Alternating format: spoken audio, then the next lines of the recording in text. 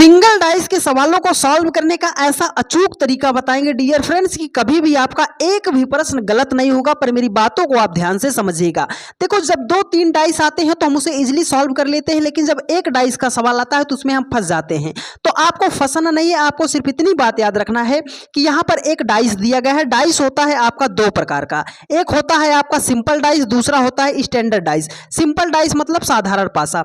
किसी भी दो, जैसे यहाँ पर देखो 5 4 1 है, तो किसी भी 2 फलक को अगर जोड़ने पर उनका योगफल 7 हो जाता है तो वो हो जाएगा आपका साधारण पासा। अगर किसी भी 2 सतह को जोड़ने पर उसका योगफल 7 नहीं होता है तो वो हो जाएगा मानक पासा। तो यहाँ पर देखो, अगर 5 और 4 को जोड़ोगे तो 9 हो जाएगा, 4 और 1 को जोड़ोगे तो 5 हो जाएगा, 5 और 1 को जोड़ोगे तो 6 हो जाएगा। किसी भी 2 फलक को जोड़ने पर आपका योगफल 7 नहीं आया, इसका मतलब है कि ये मानक पासा होगा। तो जब मानक पासा होगा तो आपको विपरीत निकालने के लिए क्या करना पड़ेगा, जिस भी संख्या का विपरीत पूछ रहा है आप उसमें कितना जोड़ दो कि योगफल आपका 7 हो जाए।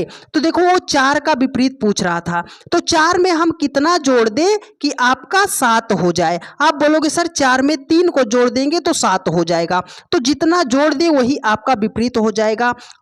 3 जो है ऑप्शन बी में दिया गया है और यही आपका राइट आंसर हो जाएगा। नेक्स्ट पार्ट में हम बात करेंगे कि साधारण पासा।